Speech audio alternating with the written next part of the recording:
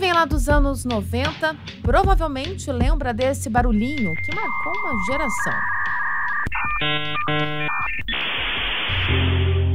A internet chegou ao Brasil com promessa de revolucionar a comunicação e informação. E a gente sequer imaginava a proporção desta revolução que estava por vir. As informações eram limitadas e todos nós ainda buscávamos respostas para tal internet. São pelo menos 20 anos de mudanças. A todo instante, o ambiente virtual permite uma experiência diferente. Mas um hábito veio para ficar, de comprar o que você imaginar num clique. O primeiro item a ser vendido pela internet foi o livro. Atualmente, ele ocupa a 4ª posição no ranking dos itens mais pesquisados e comprados pelo e-commerce. Quem diria que em 2021 o impresso digital iriam se encontrar na internet? 10 anos se passaram e o outro queridinho da época foi o CD, seguido do DVD. Quem nunca comprou um álbum com o sucesso da época, não é verdade? A história da internet ela é muito curta, mas também muito rápida. Atualmente, os eletrodomésticos são líderes em vendas pelos marketplaces e também e-commerce, seguido de itens para saúde, beleza e bem-estar e, por fim, a moda. As vendas online foram adotadas num primeiro momento por grandes empresas. Elas criavam sites para expor produtos e depois era só esperar alguns dias para a mercadoria chegar.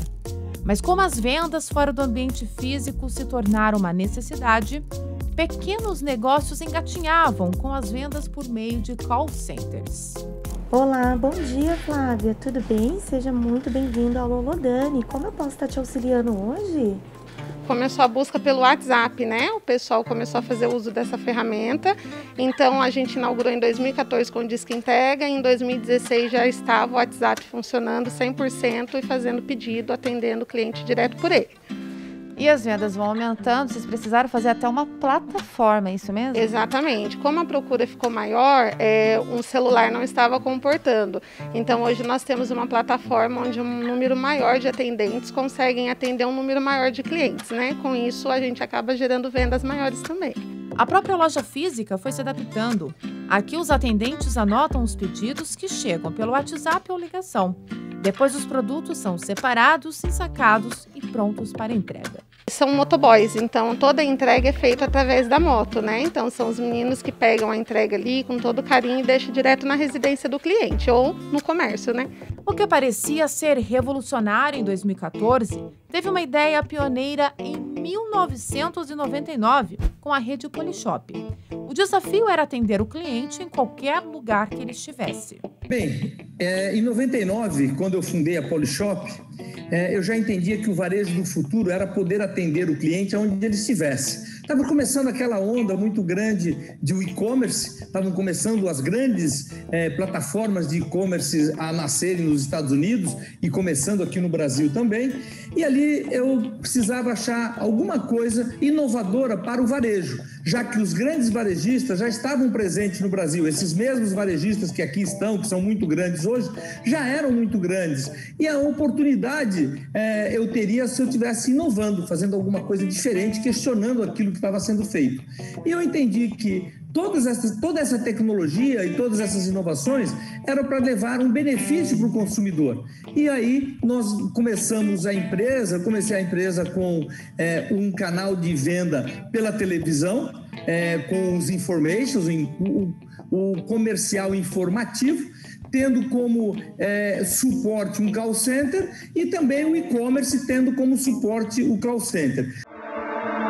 Não tente fazer isso com sua caneta comum. Apresentamos a revolucionária Penna & Fountain Pen. Esta incrível caneta tinteiro possui uma exclusiva ponte de irídio especialmente construída com a precisão da engenharia suíça. E com design italiano, é resistente, é durável, é virtualmente indestrutível. As grandes lojas hoje têm seus aplicativos onde os consumidores conseguem em poucos cliques fechar a compra. O smartphone é um canal de telefonia, mas muito mais do que isso, um canal de comunicação, um canal de aquisição de produtos, de serviços, de compra de passagens, de contratação de um serviço ali de um transporte de aplicativo. Então, isso tudo se portabilizou, se transformou. Os nossos computadores antigos se tornaram os nossos smartphones e as empresas acompanharam essa evolução, percebendo aonde esse consumidor está passando mais tempo online, conectado, se é nas redes sociais, é ali que elas vão oferecer a transmissão e venda de produtos, a oferta de aplicativos onde a compra seja facilitada, onde você possa promocionar cupons e tudo mais que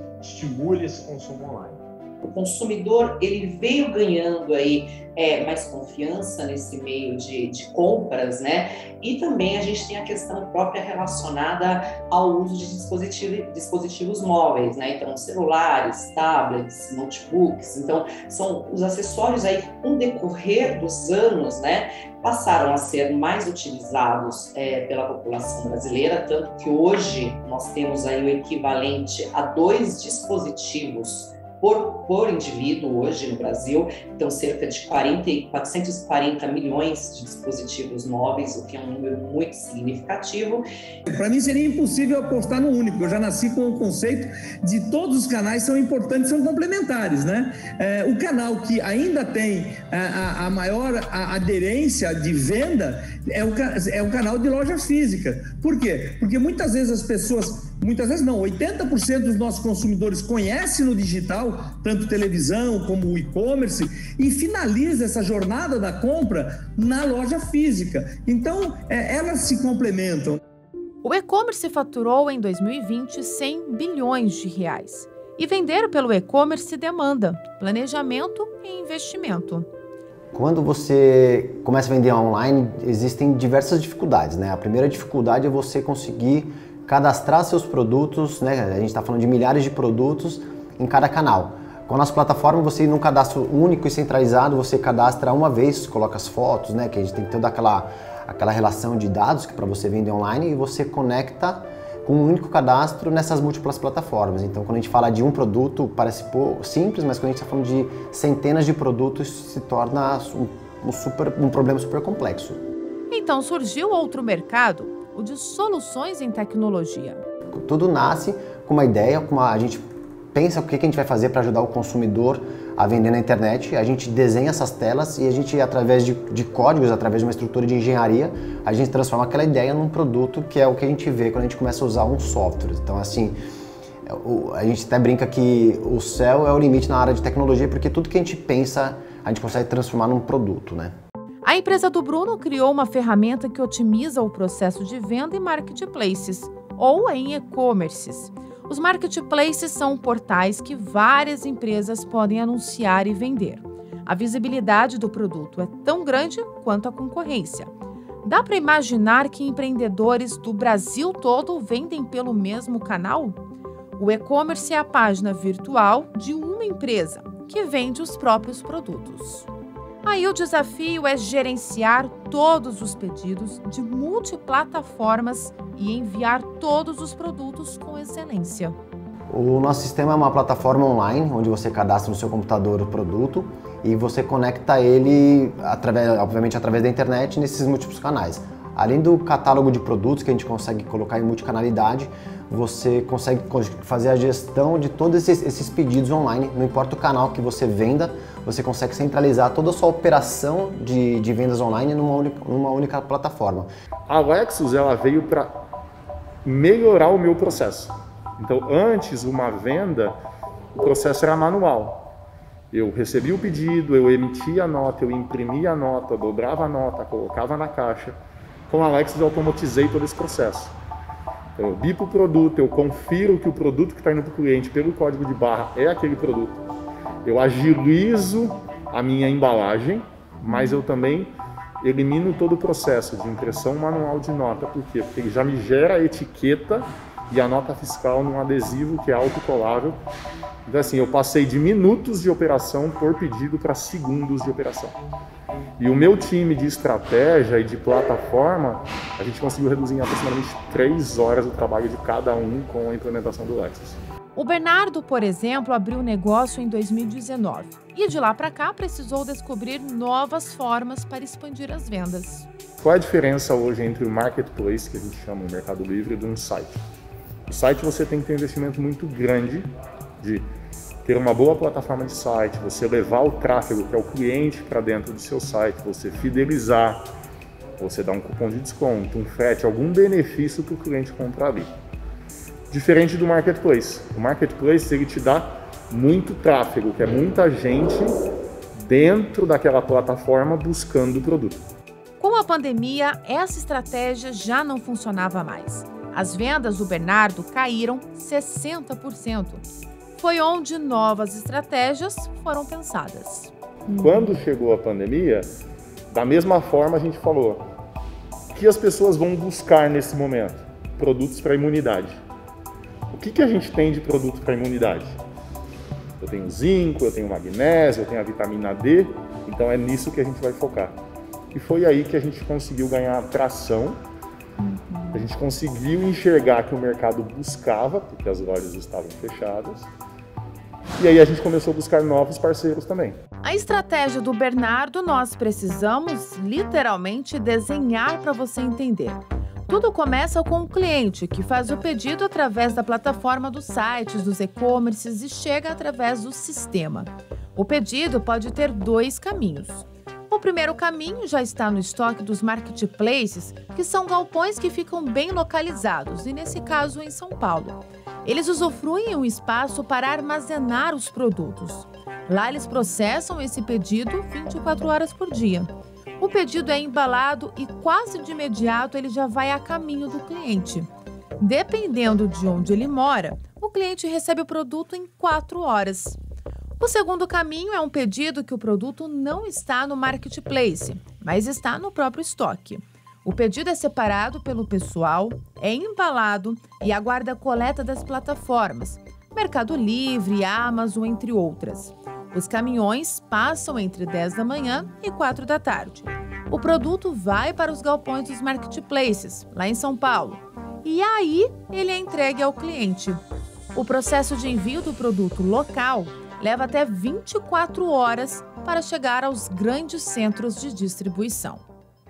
As vantagens são inúmeras. Primeiro, a gente pode falar a própria questão de se ultrapassar fronteiras, né? Que é a questão de conseguir atingir um público, né, em todas as regiões, digamos assim, do Brasil, que até então, somente no estabelecimento físico, ele poderia ficar restrito, né? Então, ele consegue, esse empresário, expor ali, por exemplo, através de um marketplace, né, todos os seus produtos, e que isso dá uma visibilidade para ele, ele passa a ser reconhecido no mercado. Para quem compra, as vantagens são inúmeras. Então, evidentemente, nós temos a comodidade, né, a praticidade de receber o produto em casa, e um ponto que é muito importante é a facilidade de pesquisar preços, né, e condições, e também os próprios produtos, né? Então, o consumidor ele consegue navegar em várias lojas virtuais, digamos assim, para poder pesquisar os preços, as condições, o que aquele produto pode oferecer de diferencial. Então, ele consegue ter acesso a todas as informações. Era um sonho que eu tinha, né, de ter o meu negócio próprio. Eu fiz um plano de negócios e eu tinha acabado de sair de uma multinacional e resolvi implementar aquele plano. Então o início foi abrir um CNPJ, alugar um espaço do que você precisa ter, então foi onde tudo começou, uma sala de 28 metros quadrados.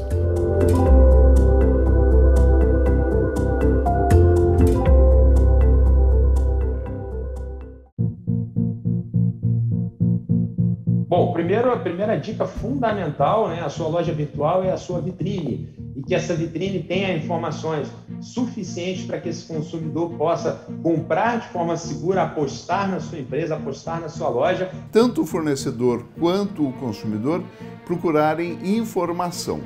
O fornecedor entregar informação clara, precisa, objetiva, ostensiva para o consumidor, e o consumidor saber procurar e exigir essa informação.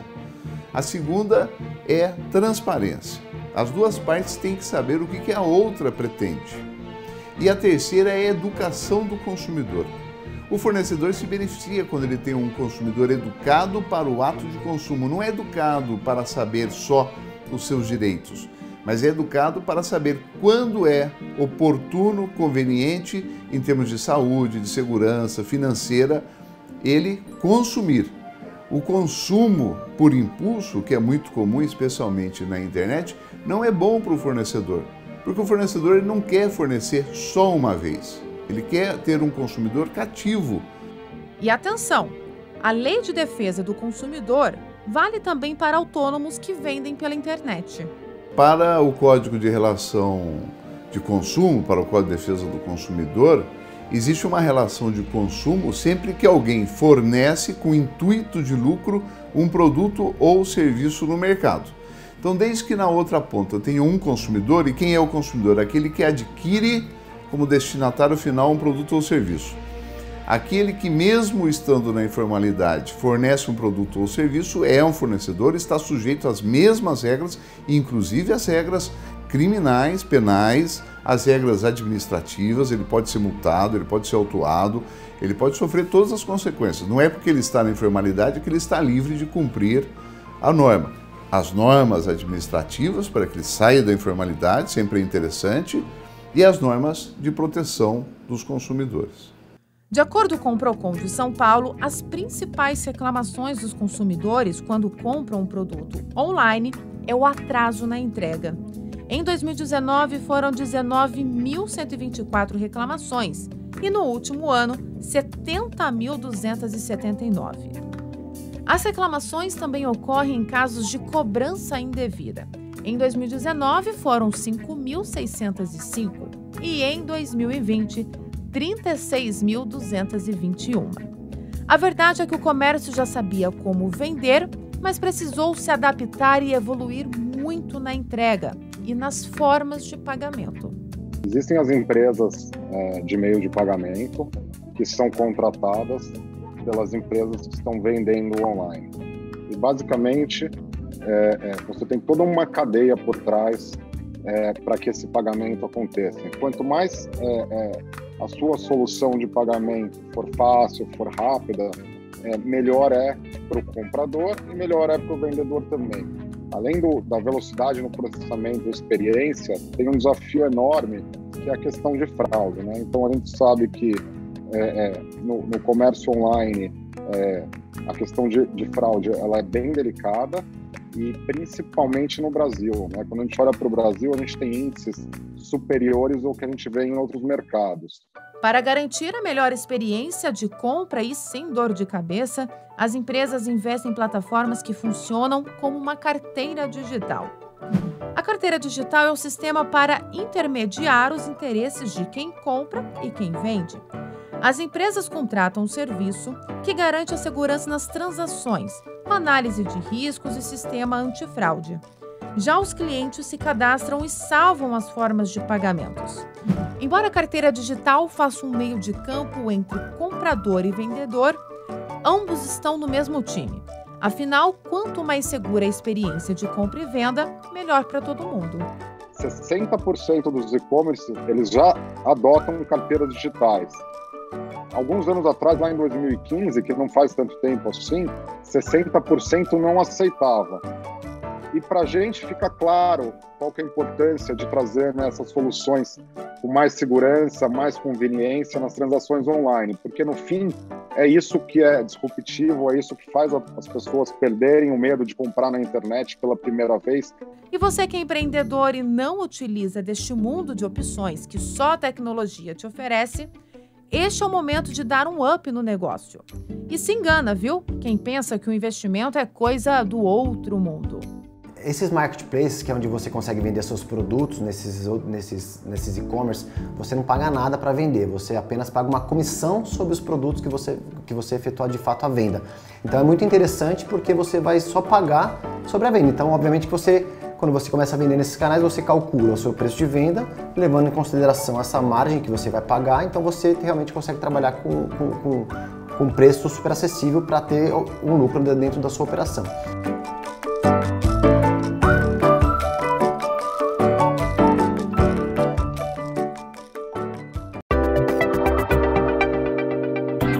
A internet está presente em quase 83% dos domicílios brasileiros. De norte a sul, a internet é uma ferramenta democrática em que todo mundo encontra todo mundo, principalmente quem quer vender com quem quer comprar.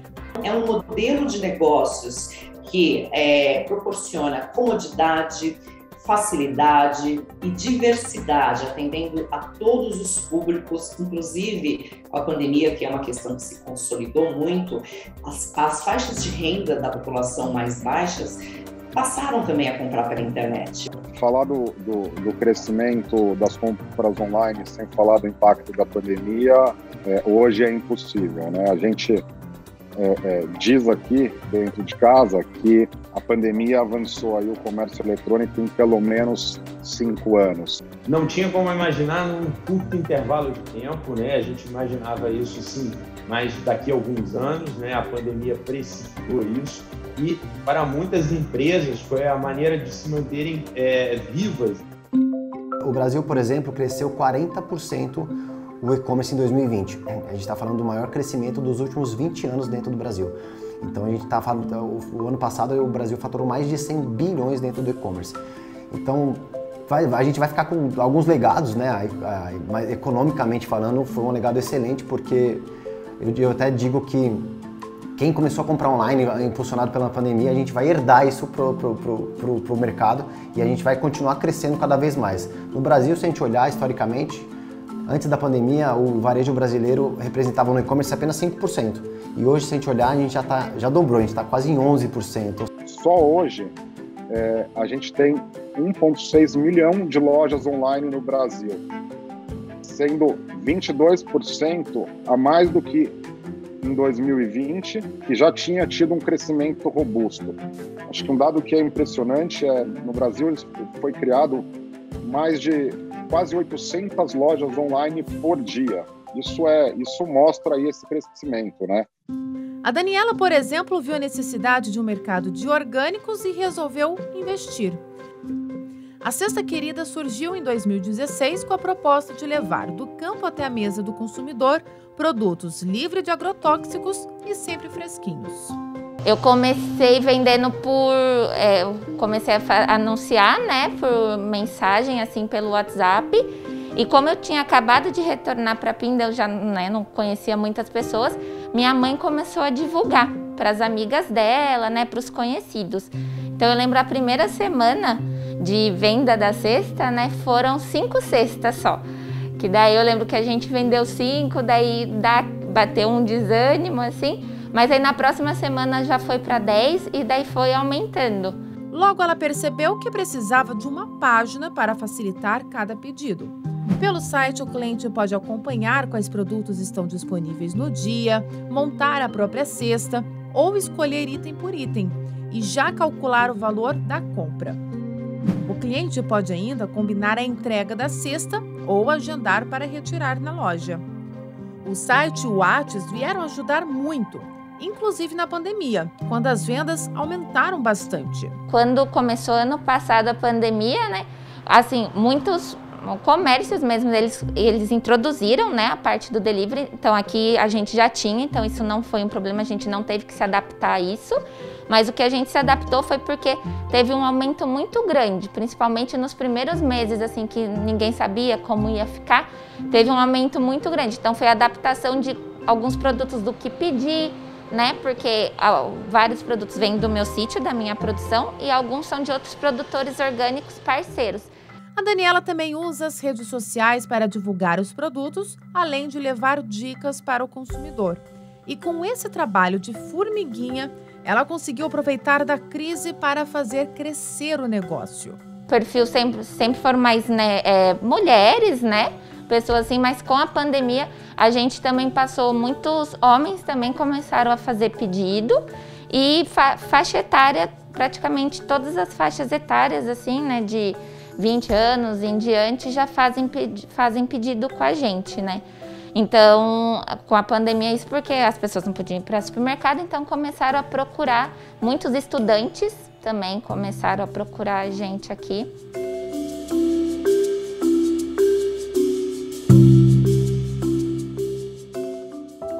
A loja oficial do Santuário Nacional também sentiu os efeitos da pandemia.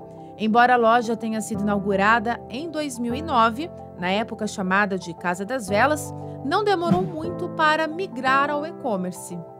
E com as restrições devido à pandemia da Covid-19, a loja oficial precisou se reinventar, se aproximar de quem estava em casa e com saudades da casa da mãe.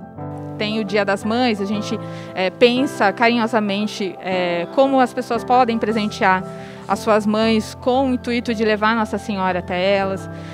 Tem a parte do fim do ano do Natal, a gente tem sempre um lançamento sobre acessórios ou uma decoração, um presépio, enfim. Então são pensados produtos específicos, principalmente na novena da padroeira tem vários produtos, vela, camiseta, tem o livrinho da novena, que faz com que nesse período a gente tenha uma maior procura e também auxilia os devotos a participar dessa festa. O acesso ao site, que era de 20 mil ao mês, saltou para 70 mil na pandemia. A rede social aumentou o número de seguidores. Se antes eram 10 mil, agora já são 30 mil no Instagram. Os itens mais procurados são imagens de Nossa Senhora Aparecida, além de terços, velas e lembranças da cidade. E como muita gente gosta de presentear alguém especial, o setor de vestuário também tem bastante procura. Todos os produtos ficam aqui, no centro de distribuição, e vão pelos correios para todo o país.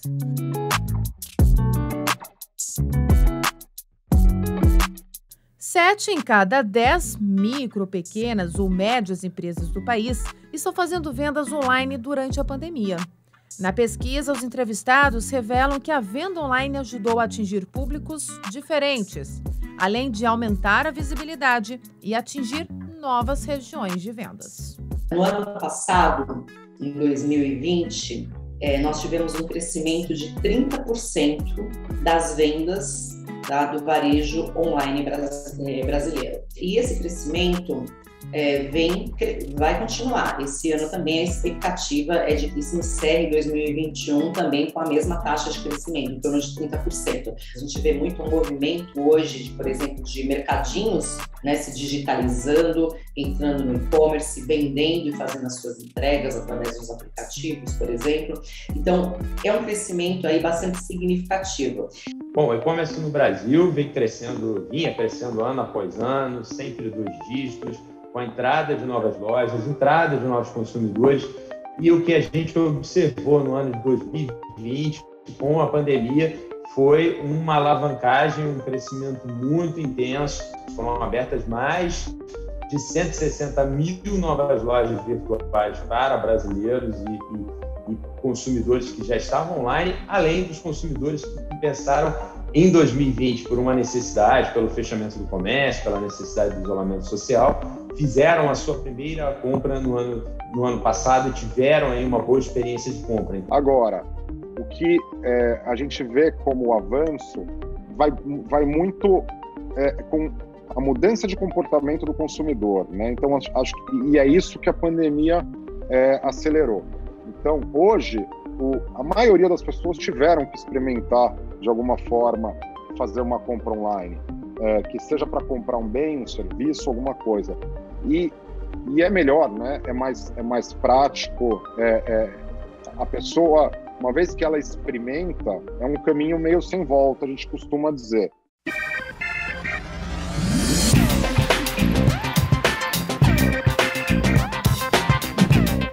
Essa é a Carol. Ela é sócia da irmã, a Raquel. As duas são gêmeas e nada parecidas. A Carol é mais solta, adora uma câmera. A Raquel é mais tímida. Na verdade, é muito tímida. Por isso, ela é quem administra o negócio, procura fornecedor lá do Rio de Janeiro, onde mora, e envia mercadoria para Lorena, no interior de São Paulo. E é deste cantinho, na casa da Raquel, que a loja virtual funciona.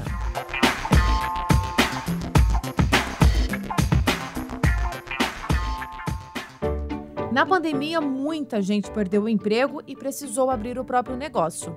No caso da Raquel e da Carol, elas continuam cada uma no seu trabalho, mas resolveram pegar carona nessa moda de loja virtual e tornar realidade um sonho de quando eram crianças. Foi nossa senhora, um giro de 360 graus, igual a pandemia, né? Foi para todo mundo, né? Ficar parado de repente e a gente engatar a sexta marcha assim de repente também foi muito diferente. Mas foi muito prazeroso porque era uma coisa que eu já queria muito com a Carol. E acho que preencheu, sabe, assim, tanto ela como a mim. É uma coisa assim que está preenchendo a gente, está completando as nossas vidas, entendeu? A gente não deixou de fazer as nossas coisas, a gente continua, a Carol continua trabalhando também com as minhas coisas no Rio. E então a Gemelli veio completar, assim, veio realizar o sonho realmente, foi muito bom. Tudo isso aconteceu muito recente e vocês vieram com essa ideia tão antiga de ser colocada em prática em meio a uma pandemia. Como que foi para vocês se inserirem nesse mercado que é virtual? Então, o fato de eu trabalhar já com moda e numa empresa que me coloca bastante nesse meio, é uma empresa que é muito, que está crescendo, que cresceu muito diante da pandemia, que é a AIA, onde eu trabalho, e eu fui aprendendo muito. Isso foi cada vez mais me incentivando, vendo que era possível, porque abrir um comércio, abrir um negócio, você precisa ter um capital, eu não digo nem extraordinário, você tem que ter um capital para poder montar alguma coisa. E a internet, ela está trazendo muito para as pessoas a possibilidade de se abrir um negócio, ter um empreendimento com um valor baixo. E o horário também que a gente colocou para postar, que é o horário que a Carol chega do trabalho, 8h30 mais ou menos que ela começa a postar. É um horário que eu também já estou programada, já estou com toda a minha vida resolvida para sentar e acompanhar. E aí, durante mesmo a postagem, um pouquinho antes, eu falo, posta isso, vamos tentar trabalhar essa cor. É uma conversa sempre antes e depois também para a gente ver o feedback assim, do que as pessoas falaram, do que acharam, do que curtiram. Tem muita troca o tempo inteiro, apesar de a gente estar longe, porque eu estou no Rio e ela está aqui, a gente se fala acho que umas 10, 15 vezes por dia. Essa abertura até que permite, né, o microempreendedor individual, né, quem está ali trabalhando em casa, a dona de casa, quem está produzindo um bolo, quem trabalha os artesanais, então assim, consegue vender através dessas plataformas, pagando menos impostos, com uma estrutura mais enxuta, muito diferente, às vezes, de um estabelecimento físico que, no caso do estabelecimento físico, precisa se manter ali um estoque, precisa ter um pagamento de impostos, digamos assim, que a carga tributária brasileira é uma das maiores do mundo, né? Então, a gente tem que levar isso muito em consideração. Então, tem que pagar impostos, funcionários, aí tem as despesas fixas, as variáveis, contas de luz, água, aluguel, e às vezes dentro da própria residência da pessoa, ela consegue ali montar o seu negócio e consegue, por exemplo, vender pela internet e até mesmo de forma gratuita, de uma forma muito artesanal, digamos assim, através de uma rede social, por exemplo.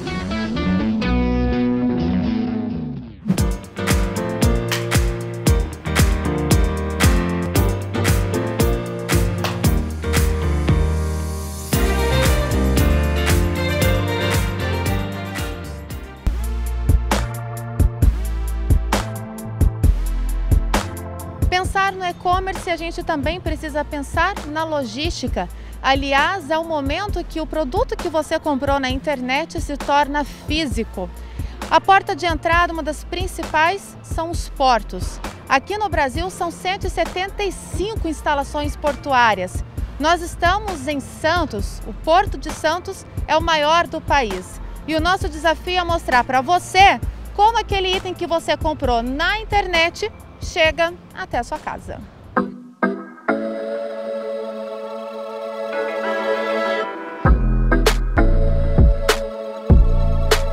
Para isso, a gente conta com a ajuda da Santos Brasil, uma operadora logística que atua desde 97 no maior porto da América Latina. 30% da balança comercial brasileira passa pelo Porto de Santos. E 40% dessa movimentação toda ocorre aqui, exatamente onde estamos. Agora explica pra gente um pouquinho, a gente está num espaço que é gigantesco, com máquinas enormes. Como que é a funcionalidade disso?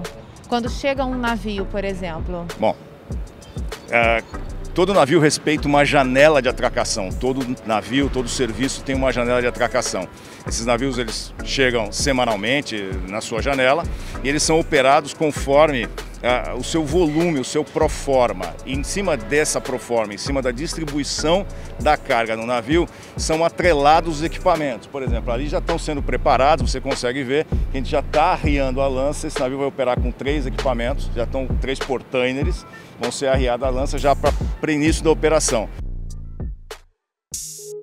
Os portainers são essas máquinas gigantes. A menor delas tem 70 metros de altura e 70 metros de largura. Elas ficam localizadas no cais da Santos Brasil, dentro do Porto de Santos. São essas máquinas que encaixam nos containers e milimetricamente os caminhões são carregados. A cada portainer você atrela um determinado número de carretas. No caso, por exemplo, 6, 7 carretas são colocadas para cada equipamento desse para fazer esse fluxo do container que vai ser descarregado, vai para a pilha e a carreta volta e assim sucessivamente. A movimentação chega a ser orquestrada. A posição de pátio é uma combinação de algoritmos que indicam o local onde o container vai ser descarregado. Além de posicionados, eles são separados seguindo alguns indicadores, como o tipo de container, faixa de peso, entre outros. Olhando de longe, é uma espécie de estacionamento. Todos ficam organizados, esperando a sua vez de seguir viagem. Quando passa esse processo aqui, o que acontece depois que o container chega na pilha? Bom, uma vez que ele é colocado na pilha, ocorre o processo de liberação dele. Aí são os processos alfandegários, né, de aduaneiros, controlados pela Receita Federal, pelos outros órgãos anuentes, como Anvisa, MAPA. Né? E o que ocorre é, uma vez colocado na pilha, começa o processo de entrega desses contêineres. Então, os donos da carga, né, os importadores, vêm buscar esse contêiner, ou as transportadoras determinadas por eles, vêm buscar esse contêiner num determinado prazo. Por vezes a gente faz a conferência das cargas, a gente faz a análise se o que o cliente trouxe na documentação de importação de fato é o que está sendo aqui desovado e de fato é o que está aqui para ser entregue para o cliente. Essa conferência ocorre em galpões chamados de armazém. São vários, cada um para um tipo de produto. Neste são bebidas importadas. Neste outro, essas caixas guardam peças automotivas. Embora o trabalho no armazém seja um processo de conferência, ele também é um prestador de serviços para quem comprou a carga. O armazém aqui da Santos Brasil, ele é utilizado para cargas de importação e de exportação, né? Então, hoje, quando um container chega no navio e é descarregado no porto, o cliente ele pode optar pela desova de container, que seria a armazenagem da carga solta em nossos armazéns. Com essa armazenagem, depois ele retira do terminal a carga solta. O armazém também ele é utilizado para cargas de exportação, o que chamamos de estufagem, né? Então o cliente traz a carga solta e solicita para que a gente faça a estufagem do container, ou seria colocar a carga dentro do container para um posterior embarque. De onde vêm esses navios? Que tipo de mercadoria vocês recebem? Mercadorias as mais variadas possíveis dos mais diversos locais também, né? Por exemplo, esse Maersk Bermuda, que vai operar daqui a pouco às 13 horas, ele é um navio que faz Santos, Buenos Aires e Zárate. O que ele leva? Café, autopartes, tudo que você pode imaginar hoje está dentro de container, né? O container acho que é a grande vedete do comércio exterior, né? Tudo é possível ser colocado, carne frigorificada. Então o container hoje permite qualquer tipo de carga seja transportada.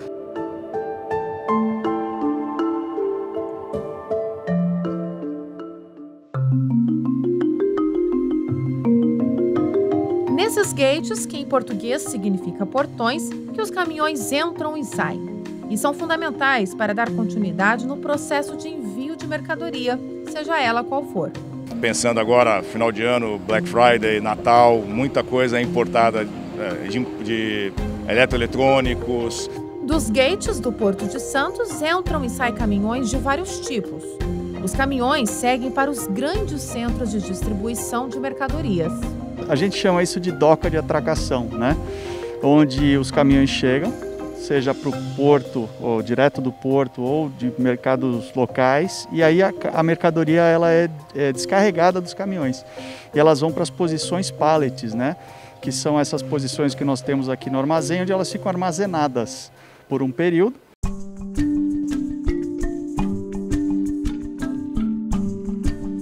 Uma vez armazenada, a carga passa pelo processo de expedição. Ele pode ser com o cliente final, no caso do e-commerce, ou B2B, que são clientes que têm algum tipo de negócio. Só nesse centro de distribuição são 70 mil pallets e, por isso, a movimentação de pessoal, empilhadeiras e caminhões não para.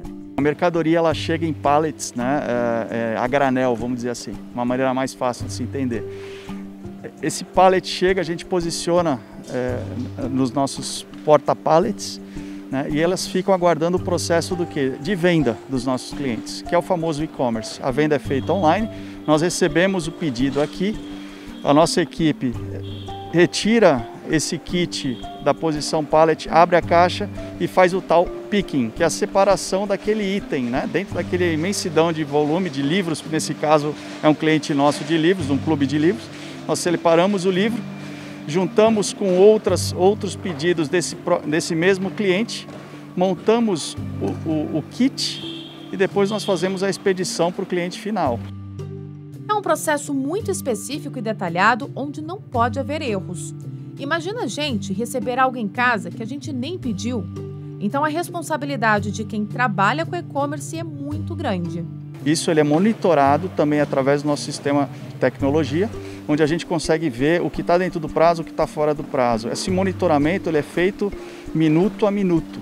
Então todos os nossos operadores sabem se eles estão dentro do prazo ou estão fora do prazo. E aí os nossos gestores, os supervisores, eles conseguem controlar isso. A pandemia também trouxe um desafio para um setor que já estava consolidado no mercado e em crescimento exponencial em todo o país: o de logística. Grandes transportadoras e distribuidoras precisaram se adaptar para o e-commerce, pois elas se tornaram marketplaces. E aí foi preciso dar espaço para tanta mercadoria que um dia vai chegar aí na sua casa. A grande dificuldade é a gente ser flexível o suficiente para atender a demanda, né? Então, nós temos, obviamente, a nossa equipe de funcionários, porém, nos picos, a gente consegue se antecipar e a gente traz uma mão de obra temporária para dar cabo desses processos, né? Porque antes a gente já sabia, outubro, Black Friday, nós tínhamos Natal, nós tínhamos outros eventos no decorrer do ano e a gente conseguia se antecipar. Com a pandemia, misturou tudo. Então a gente teve que montar um processo mais ágil para atender essa demanda. Na realidade, nós estamos caminhando por uma grande internet de logística. A gente lembra a internet no começo da década de 80, ela não era nada, ela foi se capilarizando e hoje a gente tem internet em praticamente qualquer local. Existe um cliente nosso aqui que ele quadruplicou o movimento na pandemia e a gente teve que se adaptar. A gente teve que tomar carona desse processo. Nós não paramos nenhum dia de operar, né? Por conta da pandemia, de lockdown. Tomamos todas as medidas necessárias para evitar qualquer tipo de problema. A nossa equipe de segurança de trabalho também se posicionou bastante nesse processo. E é isso, a gente acompanhou essa vertente de crescimento. O sistema logístico ele também tende a evoluir para que seja uma grande internet física de entregas de pacotes físicos, porque na realidade a gente não foge da logística, tirando a logística digital, vamos chamar assim, de entrega de produtos digitais, como entertainment, filmes e outras coisas, jogos, né? A entrega de bens, ela é física. É difícil, você não consegue digitalizar um celular, você não consegue digitalizar um presente que você quer dar, uma roupa, né? Então, a gente vai continuar tendo esse problema do pacote. Essa integração faz parte de um conjunto de interesses. De um lado, quem vende, que precisa ser competitivo, prestar um bom serviço e atender ou superar as expectativas de quem compra. E do outro lado, quem garimpa na internet os melhores custos e benefícios antes de efetuar uma compra. Existe toda uma programação para que não exista gargalos, né? A gente tenta evitar os famosos gargalos logísticos, né? Então, os caminhões, quando eles chegam para descarregar ou para coletar a mercadoria, eles fazem uma pré-programação. Tudo isso é controlado por sistemas, né, que nós temos de programação e agendamento. De 1.000 pessoas que ficam navegando no marketplace, qualquer um desses aí que todo mundo conhece, das 1.000 tentativas de compra, apenas 15, em média, são realizadas, tá? Chegam até o final, na jornada final, que eu chamo da experiência de escolher a logística e efetuar o pagamento, né? Por quê? Porque, na realidade, a pessoa vai lá, vai comprar um negócio de R$50. A hora que ela vai ver a logística dela, está 17, está 15, está 20, né? Dependendo do local.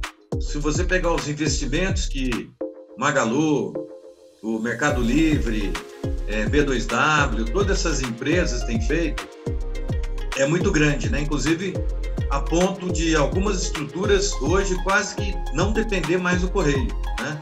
Que era o grande impulsionador e foi do comércio eletrônico no país no início, né? E essas redes hoje estão criando suas capilaridades num nível tal que realmente impressiona.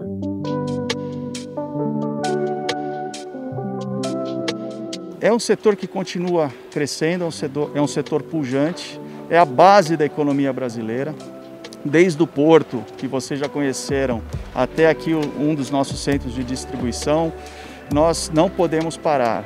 Nós somos um elo fundamental no desenvolvimento econômico do país. Então a nossa expectativa é sempre positiva, não tem como ser diferente. Pensa no início dessa pandemia, que imaginávamos que nós teríamos um caos, onde os volumes cairiam e a economia ia sofrer um baque muito grande. Em termos logísticos, pelo contrário, né? A gente nunca teve uma movimentação de carga tão grande. Pensando nesse crescimento das intenções de compra e das compras efetivadas no e-commerce, que surgiu outra alternativa, de aproximar o cliente do seu produto. Mas já pensou, a exemplo de um caixa eletrônico que você saca dinheiro 24 horas por dia, você poder sacar a sua mercadoria? Isso é possível com os lockers, que já estão em atividade principalmente nas capitais. Bom, a ideia surgiu pelo motivo principal da dificuldade realmente de entrega de pacotes provenientes do e-commerce, né? Tanto do lado do entregador, que são os embarcadores, os e-commerces e marketplaces, que precisavam de um lugar para deixar esses pacotes, tinham dificuldade de entregar na casa das pessoas, as pessoas não estavam, não tinha porteiro. No trabalho também tem muitos locais que têm proibição de recebimento de produtos pessoais. E então existia sempre essa dor do entregador de realmente ter sucesso na entrega. E do lado do cliente, a mesma situação. Dificuldade de estar disponível para recebimento desses pacotes, né? Então, muitas pessoas deixavam até de adquirir produtos de forma digital, ou seja, nessas plataformas, pela dificuldade de receber esses pacotes. E o locker, ele está 100% disponível tanto para receber quanto para entregar. Então ele resolve a necessidade de sincronia. O locker, também conhecido como armário inteligente, funciona assim. O entregador, antes mesmo dele sair para fazer uma entrega, ele já reserva um espaço. O sistema emite uma etiqueta que vai ser fixada no pacote. É um QR Code. No momento onde o entregador vai colocar o produto, ele só precisa exibir essa etiqueta para a câmera. E pronto, uma gaveta vai abrir automaticamente. Feito isso, o comprador vai receber um novo QR Code. Com a etiqueta, ele pode fazer a leitura e, por fim, retirar a mercadoria daquela mesma gaveta. E todo o sistema já sabe para quem é, de quem qual o pacote, o tamanho, a volumetria e tudo, e já abre uma porta correspondente, que já estava reservada. Então o processo de entrega, ele está resumido entre 3 e 4 segundos, enquanto que no processo tradicional, o entregador tem que parar o carro, estacionar o carro numa localidade que nem sempre tem carga e descarga, então tem alguns desafios.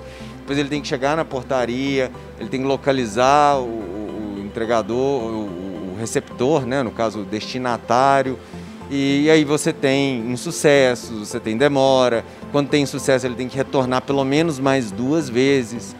Então o processo é muito mais lento, moroso e com uma taxa de sucesso hoje que vai entre 15% e 20%. As grandes cidades, elas não foram preparadas para receber esse afluxo de e-commerce, nem as portarias de prédio. Você tem prédio aí que viram, você vai ver agora na Black Friday no final do ano, os prédios viram para a portaria parece que é uma casa de Papai Noel, né?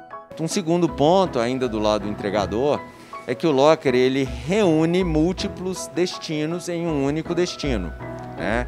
Então você pode vir a entregar 3, 4, até 10, limitado até 20 pacotes em uma única entrega, né?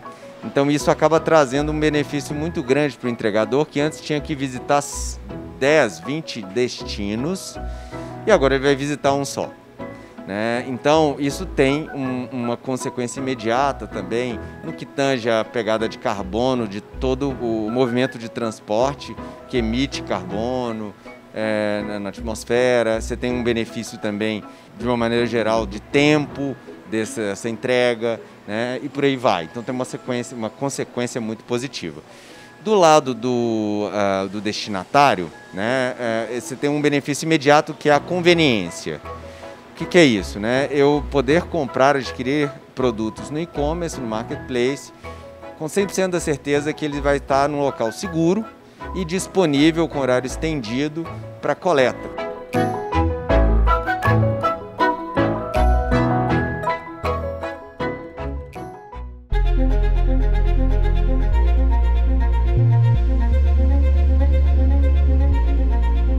O e-commerce digitalizou o processo de compra, mas não digitalizou o processo de entrega. E o Locker, ele veio, a nossa rede, ela veio justamente digitalizar esse processo, né? Tornando ele mais conveniente, mais prático e conectado. É o nosso compromisso com os nossos clientes de que em determinado número X de horas ou até dias, dependendo do tipo de produto, nós temos que trabalhar e entregar dentro desse prazo.